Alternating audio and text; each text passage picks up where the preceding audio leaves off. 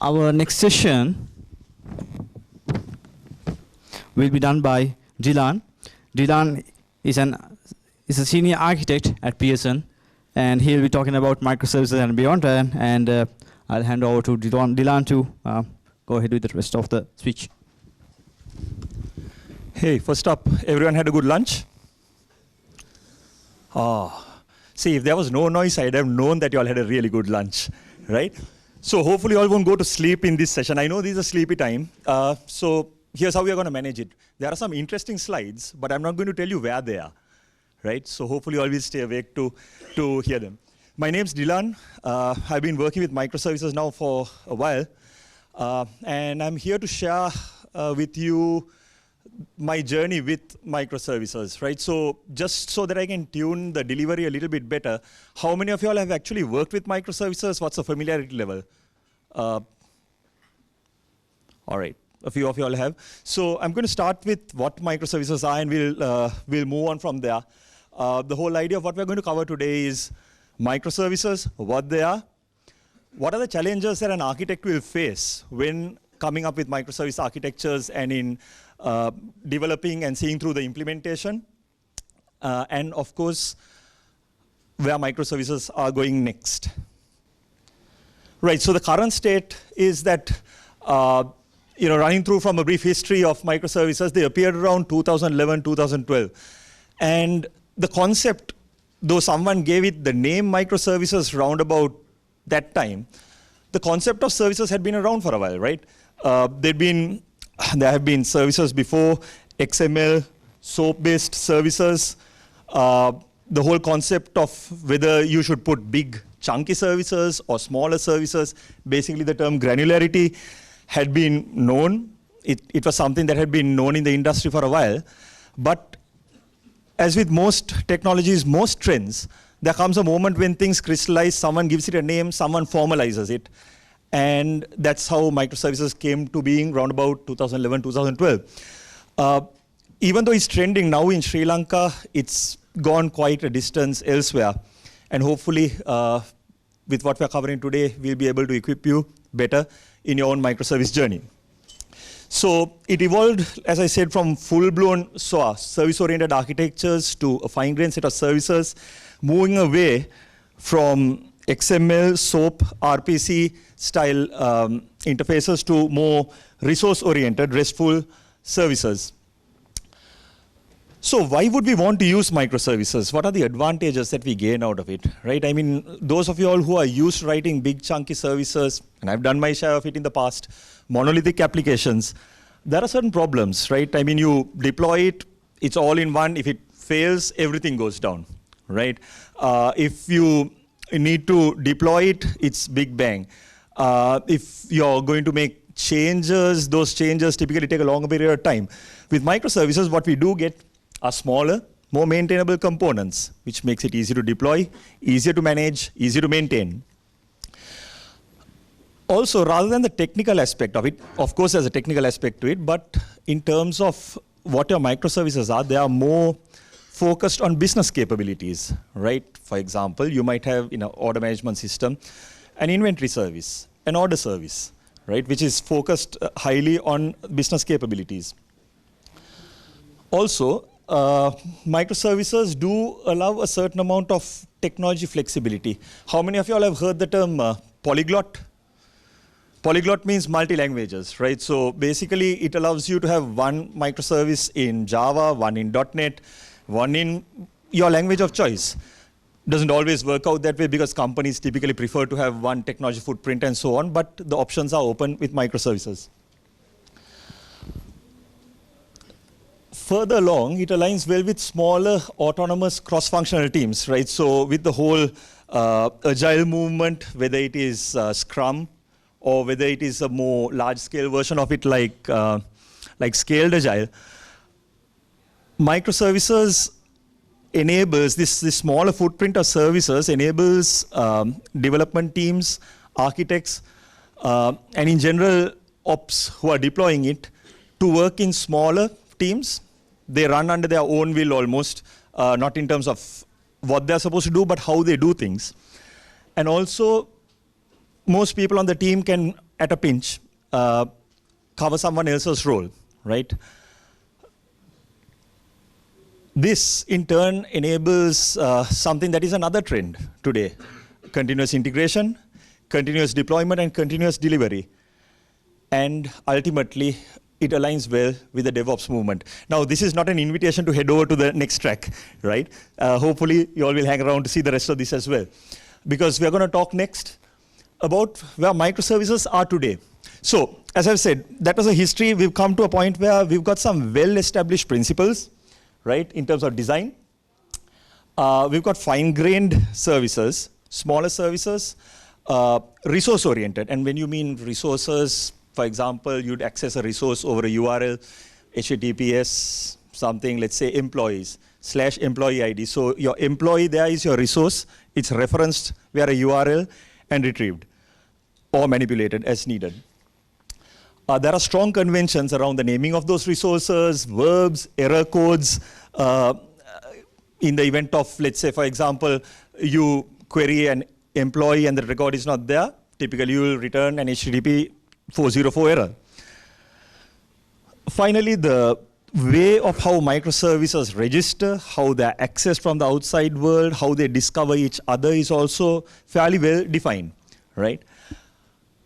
The technology has also evolved.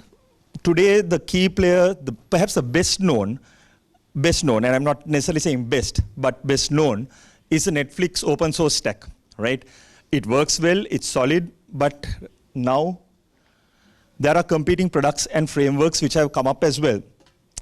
Normally, in the technology space, when there's one player and one big player, that typically stifles innovation. And then what you see is competitors coming in, taking the concept from the first party, building on it, improving. And as a result, what do you get? You get better options. As technologists, as developers, as architects, we have far better choices in our tech choices. And this level of innovation and improvement over a period of time means that all in all, microservices is today a mature technology, which if you think of the time frame, 2011, 2012 to 2019, is about par for the course. That's typically where you see technology really mature. So just to give you a diagrammatic idea, this is pretty much how microservice architecture would look. You develop your microservices. As you can see, microservice A, microservice B, right? I haven't gone to put any specific domain examples there. But as you implement them, as you deploy them, what happens is they register with Eureka, using the Netflix stack as an example. It'll register there, right, as each instance comes up. And as traffic comes in, REST API calls, for example, across the API gateway, that will look up the relevant microservice to be invoked through Eureka and make the actual call to the microservice. On the further side, you will see a way of configuring the microservices. You might have a cluster of maybe 10 microservices for microservice A, a cluster of 5 microservices for microservice B. But in today's world, they typically spin up dynamically, especially in a containerized environment. They'll spin up dynamically. IP addresses are assigned dynamically. And with all of that, they need to configure themselves almost automatically, right? So in our case, here I've outlined Spring Cloud Config Serve as an option, which works with Spring Cloud Bus. Further down, you'll see Turbine, Stream Aggregator, which is related to Hystrix. So we'll touch on Hystrix later. That is Netflix's solution for ensuring that we have a fault-tolerant solution, right? That your microservices architecture, in the case of errors, doesn't go all in and collapse, but actually stays up. Right. Let's move on to architectural challenges, right? So this is all about an architect's viewpoint. So the first challenge is, it's a completely new way of doing things, right? And as human beings, we are typically resistant to change. I know techies are a little bit different to that. But still, even we get used to certain technologies and we like to stick with it. So for example, one of the things that microservices recommends is that you should not have shared databases. It's not a mandate. There are different options even there too. But a lot of people believe, all right, each microservice should have its own storage mechanism, which for a lot of us is not the way we are used to working, right? So that's one change. Secondly, no transactions, right? So then what happens when, let's say, there's some inconsistency in the database? How do you manage that? How do you control that? Right? It's not something that you want to be woken up in the middle of the night saying that there's a production incident, something's gone wrong, and there's inconsistent data. How do you recover from that? Right? So you'd want to build your systems to be able to recover from that. Yes, we have to maintain the consistency ourselves. Not something we had to consider before, right? You typically open up a transaction, open, and commit at the end of it, and the underlying systems would handle all of that for you. There might be frameworks to support it today, but still, the onus is on us to provide that level of consistency. One concept here is when you're operating at scale, you might want to have separate read and write instances of your database. Now, this is something that we may have seen a little bit of under prior models, but at scale in microservices, this is definitely a thing. Right. So there are further challenges that come along with the passage of time, right? One of these is obsolescence. Things get old, right? So as an architect, you either take on a system or you build a system, and it works at that time. You select your technology stack, right? And it's in production. It's running fine. And then you find over a period of time, requirements have changed, technologies have changed, and you find that the architecture that you initially put together is not meeting the need anymore, right? So that's a challenge that architects have to meet. It's true of any architecture, not just microservices, but it's something that has to be thought of even in this world. Secondly, I'm sure all of you are familiar with tech debt, right? The business analyst or the product manager says, hey, get us this feature, right? And we go ahead and code it out. But in doing so, there are delivery timelines, and we can't implement it technically the way we'd like to, the way it should be done, right? Happens all the time. It happened to me yesterday as well, right? So it's a pain point of architects and techies everywhere. But what happens is it happens once, it happens twice, happens thrice, it keeps accumulating. And just like with any debt, it gets more expensive over a period of time to repay, right? With normal debt, it's Valpolia. With technical debt, it's Guineapolia, right? At least that's what I found out recently, right? So another thing, there's always an evolution of technology to consider. Your competitors might be adopting newer technology, right? You might have invested on the Netflix stack, and hey, now there are new products. We are using Zool as our API gateway. AWS has their own thing, AWS API gateway. Or there's now Ambassador as a product that you might be able to use as your API gateway. So when these changes come, how do you manage them? So that's something that an architect has to think about as well. Architect, any techie, right? Finally, the biggest challenge maybe sometimes is success. You come up with a good product concept, you implement it. And it's more successful than you ever imagined, right? More and more users are accessing it. More and more load is coming on your system as a direct result, right? And initially, your product manager might not have thought it a priority to get AWS auto-scaling, for example, or to give you the time to implement it. And now, you're struggling under delivery schedules to somehow they bring in auto-scaling as well to handle or to provide a greater level of scalability. So these are things which obviously are not to scare you off with microservices. Some of these things are common to any architectural model or paradigm. But because microservices operate on a maybe smaller scale individually, there are a lot of moving parts. And you have to be careful and you have to be thoughtful in taking all of your design decisions, because sometimes when problems do hit, it does bring a certain added level of complexity when it comes to diagnosing and solving those problems. Right. Sometimes you find incorrect decisions taken upfront along the way, which all of us being human, it happens. And we all take our decisions based on what we see at the time. We aren't very good at seeing the future, are we? Right? So what happens is when we've taken a decision, we play it out, and then we find out it's a wrong decision, sometimes we have to course correct. Right. There's more architectural challenges. If you thought that was the only set of challenges, there's more. Performance. It's always something that's that we ask for, right? With everything we develop, and typically in most job interviews also, you asked, so do you write high-performing code, right? So if you ask that question, and you're the person responsible for thinking about it, there are a few things to consider in terms of microservices. You all just saw that diagram that I put in there. There's microservice A, there's a microservice B, right? Today, the product that I'm dealing with in office has about 30 to 35 microservices, right?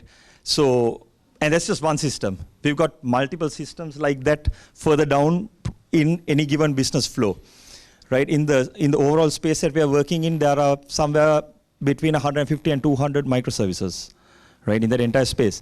So sometimes we try to think in terms of O, right? Reusability, that great old O concept. You have a library, you reuse it, right? What happens sometimes when we use that same thought pattern here, it leads to performance issues. Why?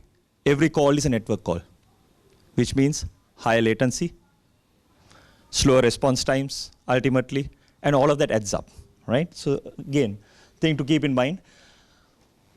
The second reason that we find a lot of performance issues is that when we break down our microservices, the example I took earlier, order service, inventory service, for example, sometimes we wind up breaking microservices down too much. There's too much to manage, too much to maintain, right? Therefore, when you need some functionality, too many services calling each other, and back again to problem number one, too many hops, too slow. There's also the mindset, right? I just touched on it in terms of the whole O thing, right? But if we keep thinking of microservices the way that we do with O, we are kind of going to miss some of the advantages. I mean, sure, you can use your O practices, all those best practices, all those design concepts which we learned in your implementation of the microservice. But if you try to think of your overall solution in those terms, and those terms alone, you will probably run into perf issues, like I said.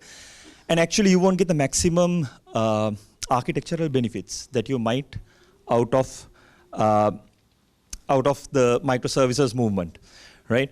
So again, some of these things I'm describing at very high level, but it's just in the sense of giving everyone a sense of pointers as to how an architect looks at this, and try to have you guys think about this whenever y'all are actually taking this kind of thing on, to kind of give you all a few pointers to think about these things as you all try to take your design decisions.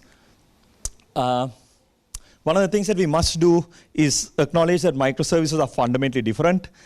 The network factor is one thing that we always have to keep in mind. The other is that in terms of, I think I touched on it earlier also, there are a lot of moving parts. A lot of services, each one has to be deployed. If you're thinking about a CI/CD pipeline, you might actually find that each microservice constitutes a different app, right? It might not be all one pipeline, it might be combined. Some people go with one pipeline per microservice, which is fairly typical. And you will find that you're spending a lot more time on those activities which you didn't expect to when you start out on a microservice journey. So again, I'd like to just drop a small advertisement on the DevOps term. If you all are going down this journey, do pay attention to the whole DevOps automation angle of things, because otherwise, further down the line, you will find yourselves in trouble. Right, so it's definitely not a one-one swap from O to microservices, and we need to be very conscious of whenever we come up with our microservices, we've got to be very conscious of the business function, the performance level, how much of data we are sending across the wire, right, the message size, and of course, I think I touched on stuff like transactions, right?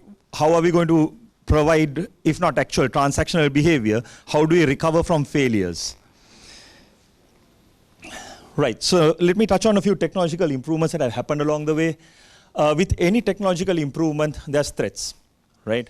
Let's say, for example, now Google keeps talking about quantum computing, right? That's a great thing.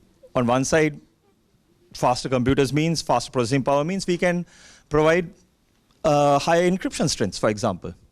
And the hackers, the attackers would always look at it as, all right, if we have access to the same computing power, it will allow us to break systems using the same mechanisms. So there's always pros and cons, and threats and opportunities. Now, one of the threats that we are dealing with these days is, for example, Java. With the newer versions, the Oracle licensing model has changed, right? And at a certain scale of organization, you might wind up paying a fair bit, right? Now, that's not something anybody expected until it really turned around about a year and a half ago, I think. Competitors adopting technology might be a threat to you. But there are opportunities as well.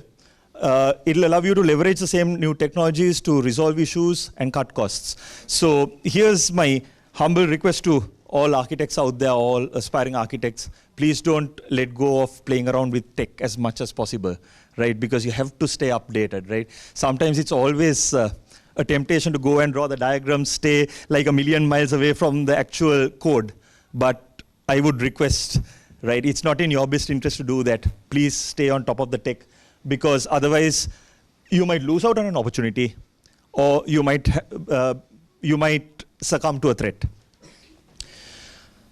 Yes, so hopefully if you use it right, you can move ahead of the competition, which is the counter to competitor adoption. Right, there's a few opportunities that have really opened up under in the microservices world now. And I'll discuss these in detail, these three areas in detail. Right, there's what's known as protocol optimization, reactive microservices, and hybrid architectures, right? So this is the real meat of the session, right? I think we're just about at the halfway point. So here what we'll be looking at is how things have changed along the way and what opportunities we might be able to leverage as we move forward. First, how many of you all have heard of gRPC and protocol buffers? Good, good, good, good. And so what do we hear about it? We find that we are informed that it's a binary formatting protocol, right? The schema of your messages are defined previously in protofiles, and that's used to serialize and deserialize messages.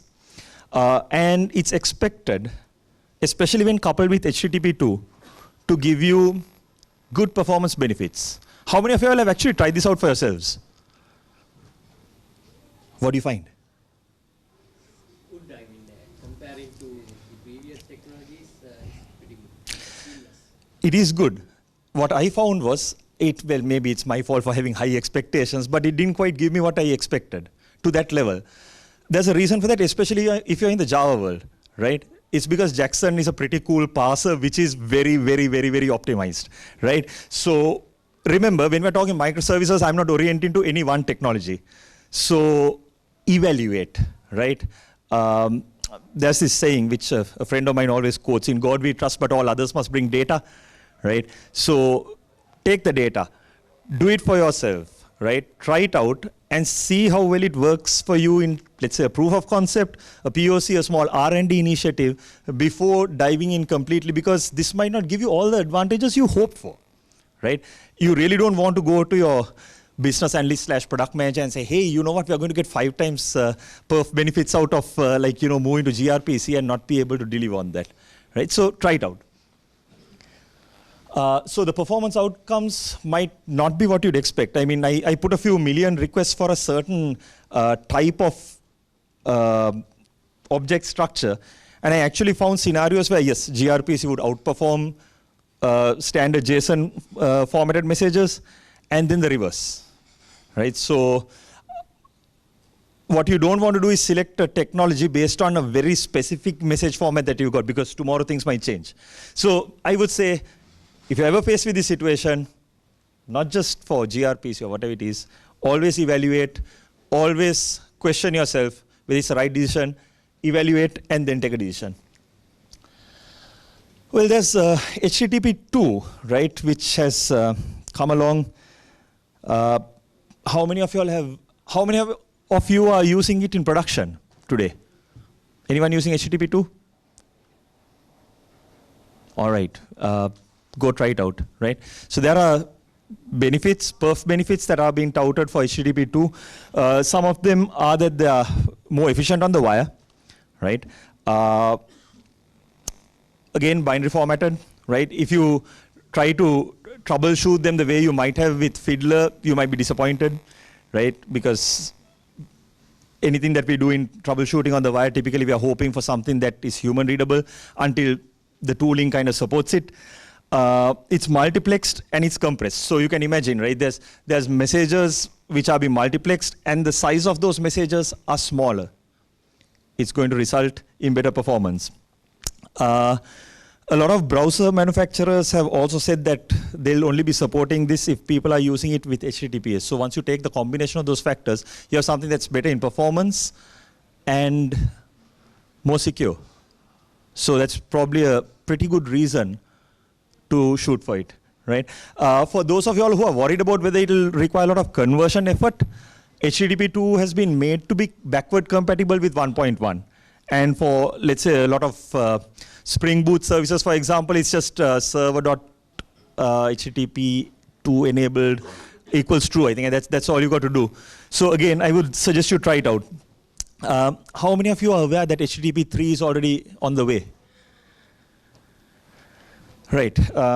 Now there are expected to be changes, right? Because we are going from what was a technology that's based on the TCP kind of connection-oriented protocol to a fire and forget mechanism which is built on UDP, right? So you can expect a fair bit more throughput, but maybe not the same level of certainty.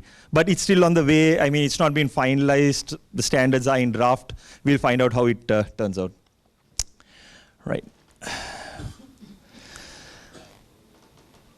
Protocol optimization. Now, here's something, and this is, again, not specific to microservices, but something that we should be probably doing anyway, but I thought it's worth discussing, because I've been on products where we've made this mistake, right? Let me take that example. I won't go back to the diagram, but we've got microservices A, B, and C. And A calls B, A calls C, right? Typically, what happens is multiple languages, different technologies, polyglot environment. What happens is, let's say, to call for service A to call B and A to call C, A will have to implement, if you're from a Java world, let's say use REST template to invoke, right, those services. All right, now let's take the reverse scenario. Both microservice C and microservice B have to call microservice A, a common microservice.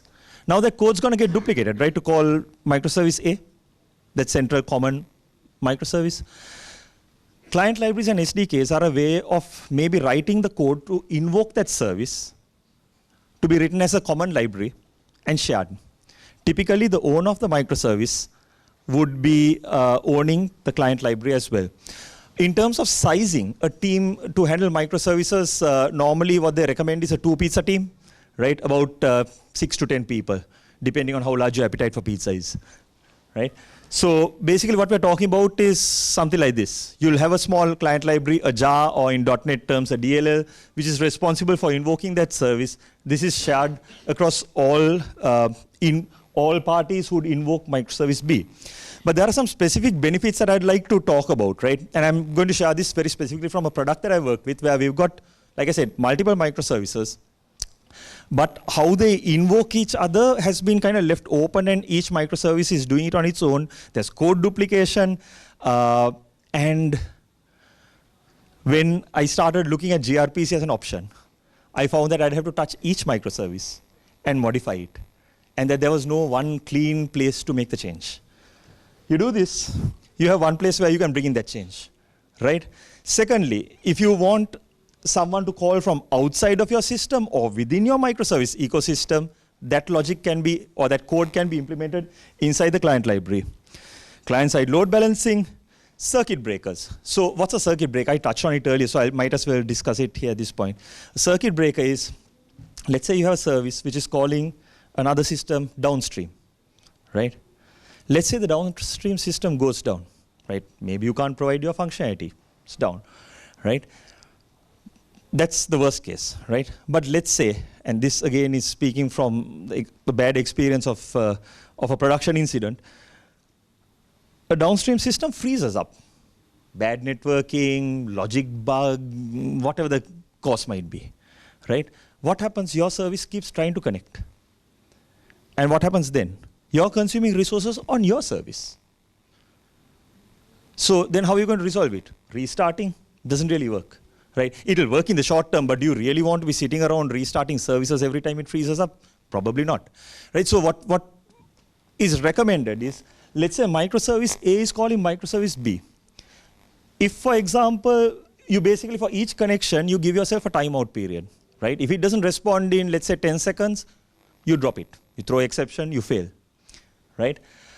And if you try like that, and there are maybe inside a time period of maybe 5 minutes, let's say there are 50 failures, you decide to trip the circuit. That's why they're called circuit breakers, just like wiring, right? Electrical wiring. And then what happens is, until a certain time period, maybe another 10 minutes goes, you will not attempt the downstream service invocation. You won't try to call the downstream service. What does this allow?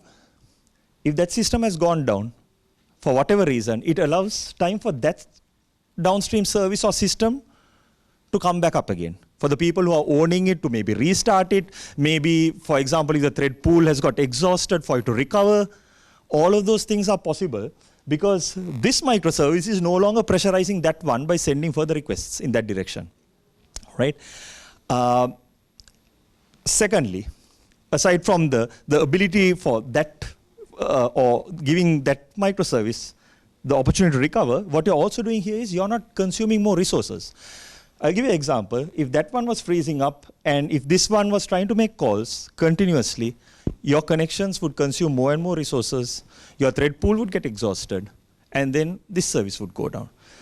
Think about a scenario where it's not just 2 microservices, but 5 or 10 or 15 in a sequence, right? That's not a good thing, right? So that's why we shoot for having circuit breakers to be more fault tolerant, right? To let services downstream fail, but allow the upstream services to stay alive and responsive. Finally, I think I touched on the ability to perform wire level upgrades if needed. So I won't touch on that again. All right, there's, how many of you all are familiar with RxJava, reactive programming? Well, I'm glad that, that we've started moving in that direction as well. So this is a model which requires a fair bit of a mindset change. I'll show you all a code sample and I'll touch on what this is in a little bit more depth very quickly, right? Because there's a perception that it's difficult, right?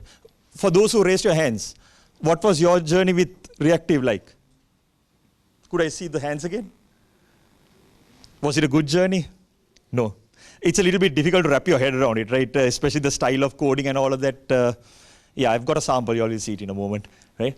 It requires ongoing discipline to maintain your code, right? To maintain code manageability, maintainability, because one thing, it definitely hinders readability. But what it does offer is, so yeah, your coding standards, you might have to throw out your coding standards document because things are changing a fair bit in that side of the world. Or maybe you need to rewrite it, not throw it away. There's some code, right? And this is a very simple example, right? You want to, you all would have all seen Fluent code, right? Fluent style of coding, dot, method call after method call. That is a style. But this would probably never have, most engineers would not have even considered writing code like that 10 years ago. Right? So things are changing. We'll have to adapt to new ways of thinking and working if we are going to benefit. Why do we want to do this?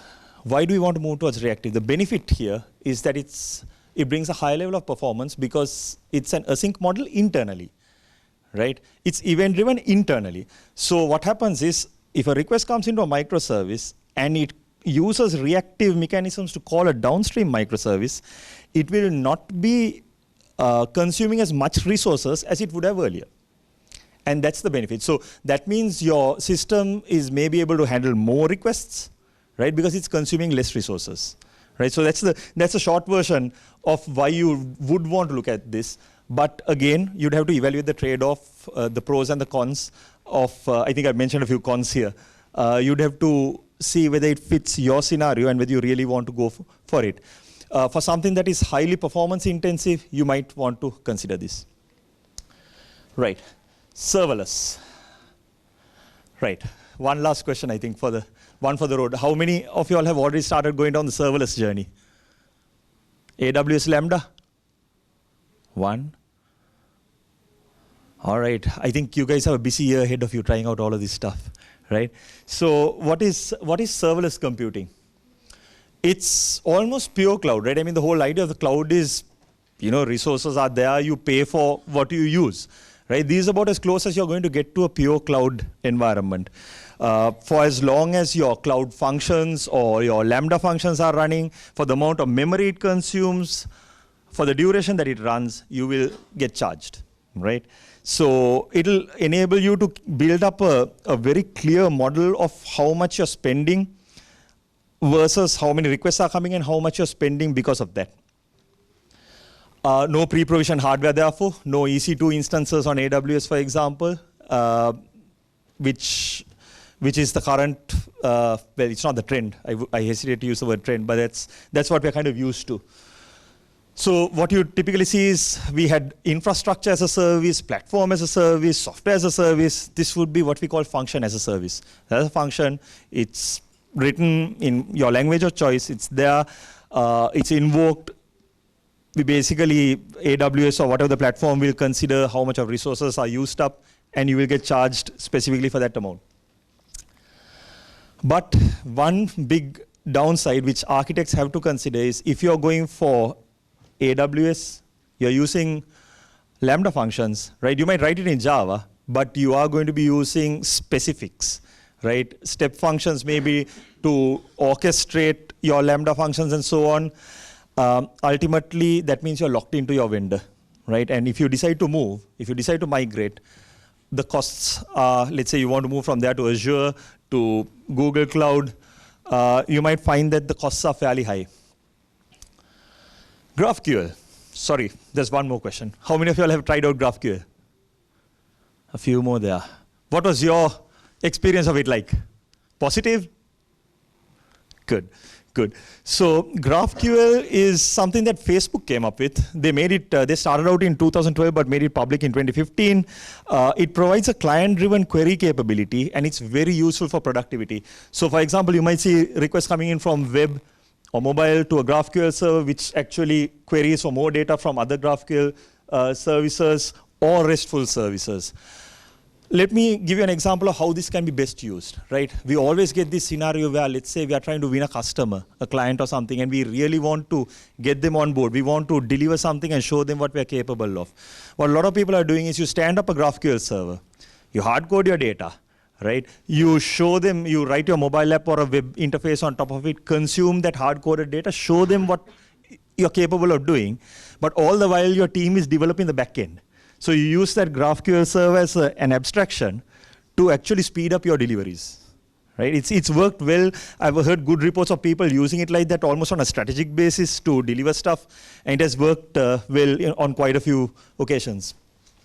So looking beyond microservices, right? And this is where we are going to kind of close out things, right? Use of serverless, I would strongly recommend using it for cost efficiencies where appropriate. Now, where appropriate is not something that anyone can mandate. It's something you have to discover for yourself, for your scenario, for your business, for your requirement, right?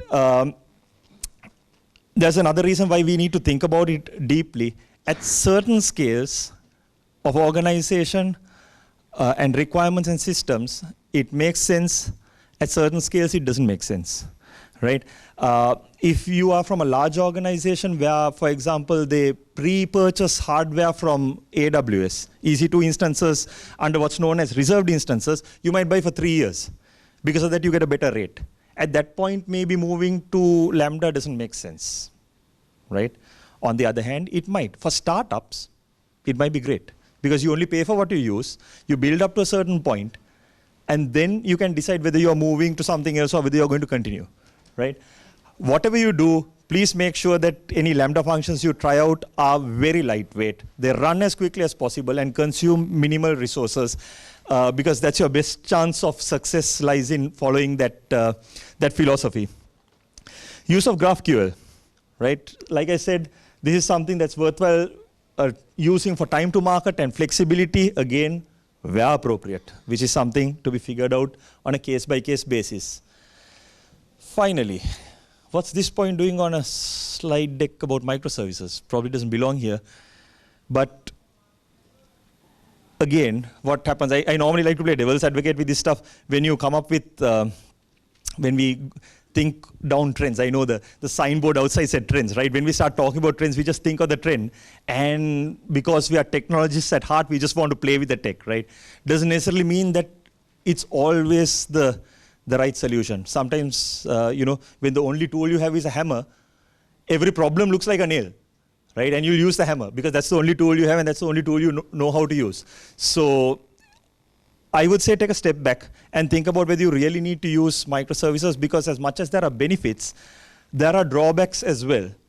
And it's not a one-size-fits-all thing. And as an architect, that's the one decision you always have to take, the trade-off, balancing the pros and the cons. So again, where appropriate, and only where appropriate. Right, so let's, we've got very little time, but let's just open up for some Q&A. Any questions?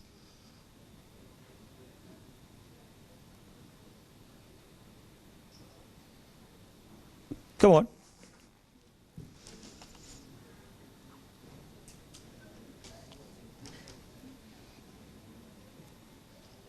Sure, so I'll be around for a little while if you want to catch up on anything and just try and figure out whether microservices is for you or not, right? Thanks a lot for being here, and I wish you all the best on your own microservices journey. Thank you.